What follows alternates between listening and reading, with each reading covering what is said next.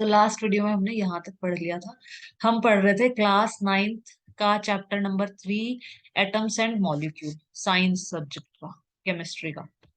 तो हमने last video में यहाँ तक पढ़ लिया था। हम पढ़ रहे थे लॉ ऑफ कंजर्वेशन ऑफ मास पढ़ लिया था हमने, और लॉ ऑफ कांस्टेंट प्रोपोर्शन अपना चल रहा था।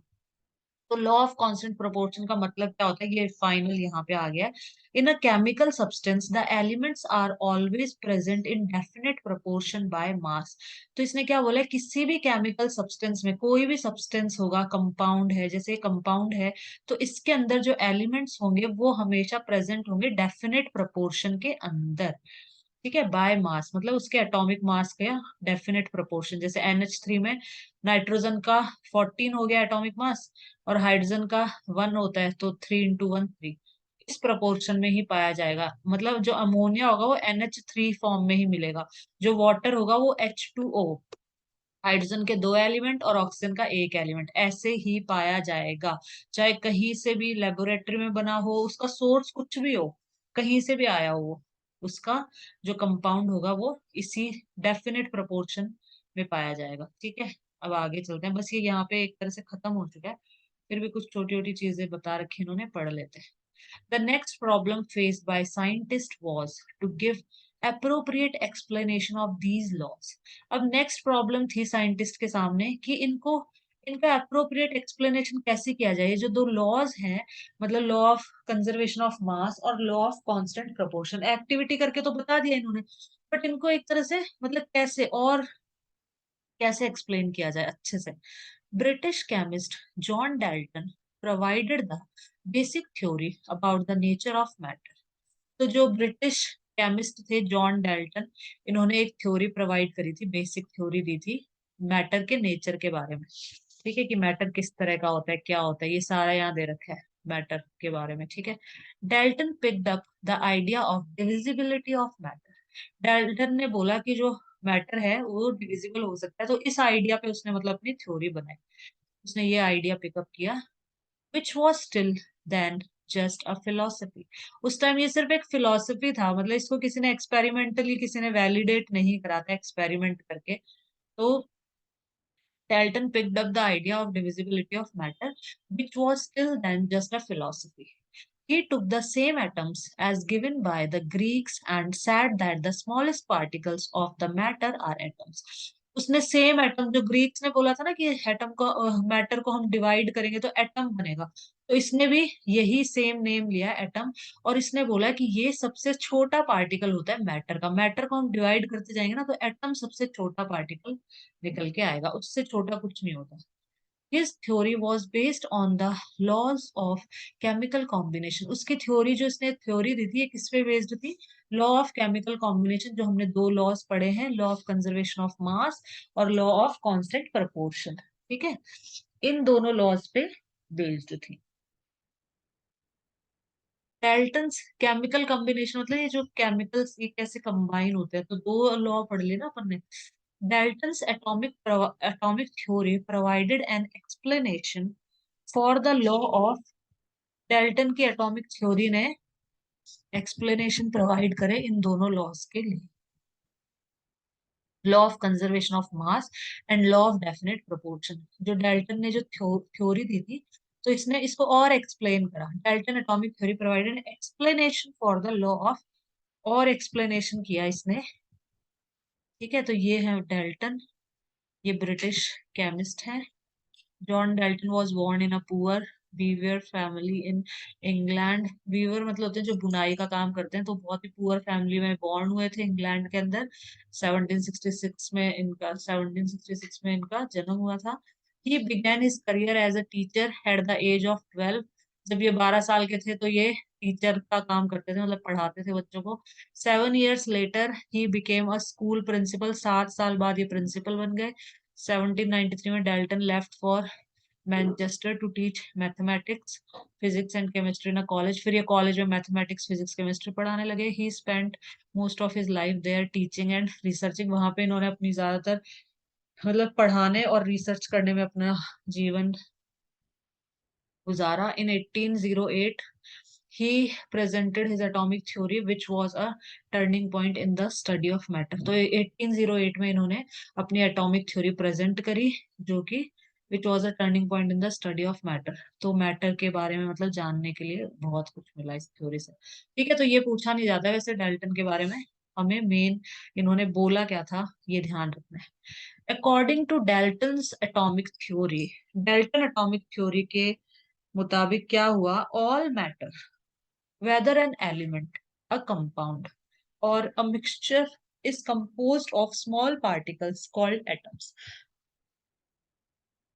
तो डाल्टन के एटॉमिक थ्योरी के अकॉर्डिंग जितना भी मैटर है, जो भी अपने आसपास मैटर है, ठीक है, वो या तो कोई एलिमेंट है, या वो कंपाउंड है, या वो मिक्सचर है, is composed of small particle called atom. जो मैटर है वो एटम से मिलके बना है, मतलब ये कहा इन्होंने। The postulates of this theory may be stated as follows. तो इसके कुछ पोस्टुलेट्स हैं।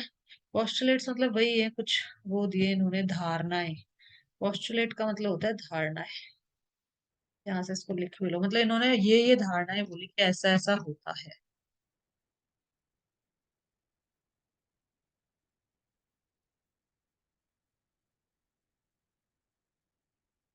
पोस्टुलेट मतलब मान लेना या धारणा जो होती है ना, उसको बोलते हैं। देखो, अभिधारणा। तो पोस्टुलेट क्या क्या दिए थे इन्होंने, टू सजेस्ट और accept that something is true so that it can be used as the basis for a theory et cetera.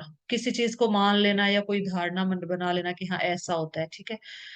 किसी चीज के सही होने का प्रस्ताव करना या स्वीकार कर लेना ताकि किसी सिद्धांत के आधार के रूप में इसका प्रयोग किया जा सके, मान लेना ये समझ लो तुम तो बस। और धारणा किसी सिद्धांत का वह आधार जिसे सही होने के कारण विश्वास या स्वीकार किया जाता है, स्टेटमेंट दैट इज बिलीव्ड। और तो इनके ये पोस्ट्यूलेट थे,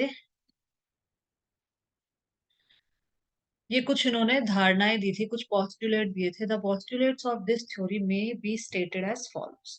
तो ये पूछ लेते हैं कभी कभी एग्जाम में, तो इनको बहुत सिंपल है, कुछ नहीं है, मैं समझा देती हूँ।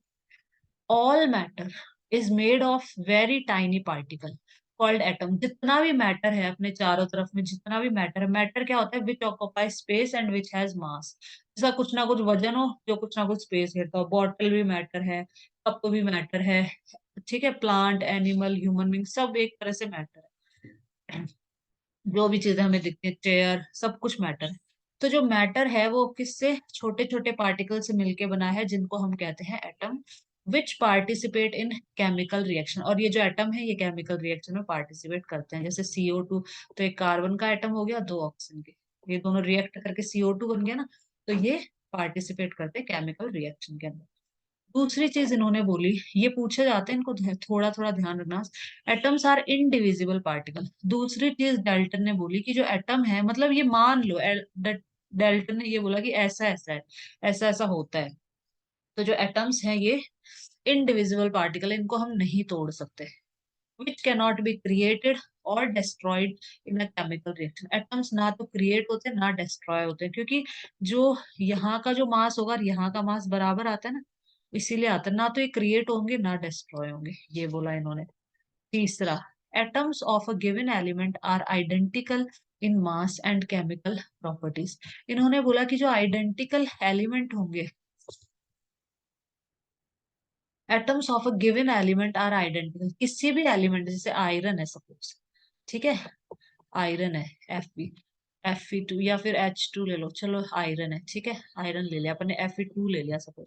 तो atom of a given element are identical, एक जैसे होंगे। आयरन के अगर दो एटम्स हैं, Fe दोनों एक जैसे होंगे, ठीक है ना। जो आयरन है बहुत सारे आयरन के एटम से मिलके बना है, तो ये दोनों एक जैसे ही होंगे। आइडेंटिकल इन मास, मास में बराबर होंगे, और इनकी केमिकल प्रॉपर्टीज भी सेम ही होंगी। atoms of different elements have different masses and chemical different। जैसे CO2 है, CO2 के अंदर जो कार्बन है इसका मास अलग होगा, ऑक्सीजन है इसका मास अलग होगा, और इनकी केमिकल प्रॉपर्टीज भी अलग होंगी।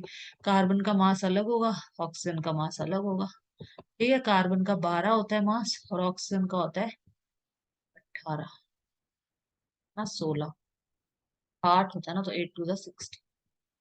ऑक्सीजन का होता है 16 और कार्बन का 6 होता है, तो 6 टू द 12 का होता है 16। ठीक है, तो दोनों का मास अलग अलग होगा, दोनों की जो केमिकल प्रॉपर्टीज होंगी वो भी अलग होंगी। Atoms combine in the ratio of small whole numbers to form compound. तो ये होल नंबर के रेशियो में हमेशा कंबाइन होते हैं। जैसे CO2 है, ठीक है ना, तो होल नंबर क्या होता है, अपने जीरो से चालू होते हैं, 0 1 2 3 4 5। तो ये डेसिमल में नहीं कंबाइन होंगे, होल नंबर में ही। जैसे एक कार्बन का ऐसे नहीं होता कि आधा कार्बन का एटम, ठीक है, इस तरह से नहीं होता। तो होल नंबर्स में होते हैं हमेशा, एक कार्बन का, दो ऑक्सीजन के। तो atoms combine in the ratio of small whole numbers to form compound. Compound बनाने के लिए यहाँ पर देखो, एक तो कार्बन का एटम है, दो ऑक्सीजन के एटम, तो होल नंबर के रेशियो में कंबाइन होते हैं। तो ये छोटी छोटी बातें इन्होंने बोली है जो हमें वैसे पता भी है, फिर भी पूछ लेते हैं तो ध्यान रख लेना। The relative number and kinds of atoms are constant in a given compound। किसी भी कंपाउंड के अंदर जो रिलेटिव नंबर है या जो एटम्स है, जैसे CO2 कंपाउंड है, ठीक है ना, तो इसके अंदर कार्बन का एक एटम है, ऑक्सीजन के दो एटम, इतना ही होगा, कांस्टेंट होगा, मतलब इससे ज्यादा नहीं।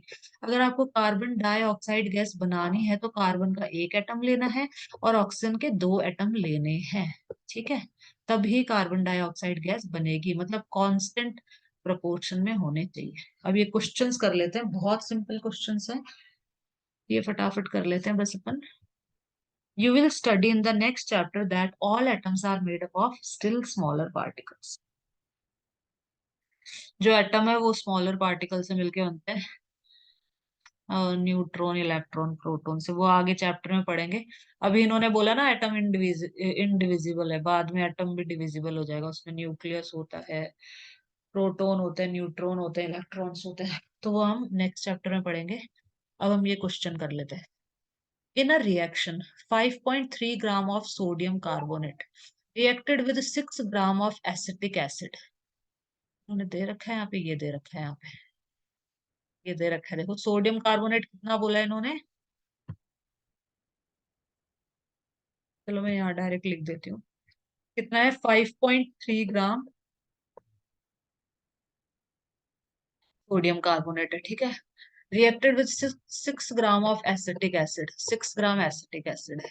और जो प्रोडक्ट बन रहा है वो क्या बन रहा है, product were 2.2 gram of carbon dioxide plus 0.9 ग्राम पानी है प्लस 8.2 ग्राम सोडियम एसिटेट है। बस अब शो करना है कि दोनों का मास बराबर होगा, दोनों को प्लस कर दो, इक्वल आएगा। Show that these observations are in agreement with the law of conservation of mass. तो ये law of conservation of mass को फॉलो कर रहा है कि नहीं कर रहा, कुछ नहीं करना है, इनको प्लस कर देना। ये 5.3 ग्राम तो ये है, ठीक है, सोडियम कार्बोनेट। एसिटिक एसिड कितना है, 6 ग्राम है। सोडियम एसिटेट कितना है, 2.2 ग्राम है। कार्बन डाइऑक्साइड कितना है, 0.9 है। और वाटर कितना है, 8.2। ठीक है, तो इन दोनों को प्लस करो, इन दोनों को जो भी प्लस करने पे आएगा और इन दोनों, इन तीनों को प्लस करने पे जो आएगा वो इक्वल आएगा। तो इनको ऐड कर लेते हैं अपन। तो यहाँ कितना आ जाएगा, 11.3 ग्राम से आ जाएगा ना, ये आ जाएगा अपना 11.3 ग्राम, ठीक है। और दूसरी तरफ भी 11.3 ही आ जाएगा, प्लस कर लो इनको, कर लेते हैं। 2.2, 0.9 और 8.2, 9 10 11 12 13 का 3.1 कैरी, 8 9 10 11, 11.3, ठीक है, दोनों तरफ 11.3 ही आ रहा है। इसका मतलब जो लॉ ऑफ कंजर्वेशन ऑफ मास है वो सही है, मतलब रिएक्टेंट का जो मास होगा और जो प्रोडक्ट का मास होगा वो बराबर होता है। ठीक है, तो ये हो गया अपना क्वेश्चन नंबर 1 खत्म। क्वेश्चन नंबर 2 में क्या बोला है, hydrogen and oxygen combine in the ratio of 1:8 by mass to form water. पानी बनाने के लिए H2O के अंदर हाइड्रोजन का तो क्या होता है, 1:8 के रेशियो में होता है ये, ठीक है ना। वैसे तो 2:16 होगा, बट काट के 1:8 आ जाता है। ऑक्सीजन का 16 होता है मास, हाइड्रोजन का 1 होता है, लेकिन एटम इसके दो है तो 2 1 2, तो 2:16 काट के 1:8 आ गया। तो इसमें होता है, ये दे रखा है, ये ठीक है, हमें पता है। What mass of oxygen gas would be required to react completely with 3 gram of hydrogen gas. बहुत इजी क्वेश्चन पूछा है। इन्होंने बोला कि अगर 3 ग्राम हाइड्रोजन गैस है, 3 ग्राम, तो ऑक्सीजन कितनी होगी, तो इन्होंने 1 को 3 से इंटू करा है, तो 8 को भी 3 से इंटू कर दो। 8 टू 16, 8 3 24 ग्राम होगी। 24 ग्राम ऑक्सीजन हमें चाहिए होगी। सिंपल सा क्वेश्चन है, देखो वापस समझा देती हूँ। 1:8 के रेशियो में होता है हमेशा। तो इसने बोला है what mass of oxygen gas would be required to react completely with, इन्होंने बोला 3 ग्राम अगर हाइड्रोजन है तो कितने ग्राम ऑक्सीजन चाहिए होगी। 1 ग्राम हाइड्रोजन के लिए 8 ग्राम ऑक्सीजन चाहिए। तो 3 ग्राम हाइड्रोजन है तो कितने ग्राम ऑक्सीजन चाहिए होगी, निकाल लो। 8 3 से इंटू कर दो, बस सिंपल है। ठीक है, ये सेकेंड क्वेश्चन भी हो गया। Question number 3। 3 में इन्होंने बोला है which postulate of Dalton's atomic theory is the result of the law of conservation of mass। कौन सा पॉस्ट्यूलेट, इन्होंने इतने सारे पॉस्ट्यूलेट दिए ना यहाँ पर ऊपर, इसमें से कौन सा जो पॉस्ट्यूलेट है वो क्या कर रहा है, is the result of the law of conservation of mass. Law of conservation of मास का रिजल्ट है, कौन सा पॉस्ट्यूलेट है जो इसका रिजल्ट है। इसका रिजल्ट ये वाला है, atom can not be created nor be destroyed, ये वाला। इसमें law of conservation of mass ही तो बताना चाह रहा है ये, कि एटम को ना तो क्रिएट किया जा सकता है ना डिस्ट्रॉय। ठीक है, तो ये क्योंकि यहाँ पर और यहाँ पर सेम आ गया ना मास, तो ये इसका पॉस्टुलेट ये वाला है। ये भी हो गया, क्वेश्चन नंबर 3 हो गया अपना। आंसर ये है, वापस से बता देती हूँ, ये वाला, ये इसका आंसर है, ये postulate. Atom can not be created nor be destroy. ये लास्ट क्वेश्चन है बस आज का हमारा, बस फिर ये कल हम ये करेंगे बाकी का। Which postulate of Dalton's atomic theory can explain the law of definite proportion? Law of definite proportion भी इसने यहाँ पे लिख रखा था ना इन्होंने। ये लॉ ऑफ डेफिनेट प्रोपोर्शन है जो 6th वाला है अपना। रिलेटिव नंबर और काइंड्स ऑफ, ये था ना, the relative number and kinds of atoms are constant in a given compound, ये लॉ ऑफ डेफिनेट प्रोपोर्शन का। ठीक है, ये इसका आंसर हो जाएगा। ये अपना हो गया है, बस खत्म। ठीक है, ये पोस्टुलेट इसका हो गया। अब कल हम यहां से करेंगे, आज बस यहां तक ही करेंगे।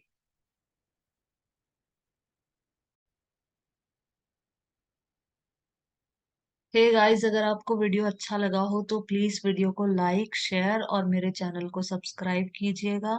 और आपको कोई भी डाउट हो, कुछ समझ में ना आया हो तो प्लीज कमेंट बॉक्स में लिख के बताइएगा, मैं जरूर रिप्लाई करूंगी। And I hope you like this video. Thanks for watching.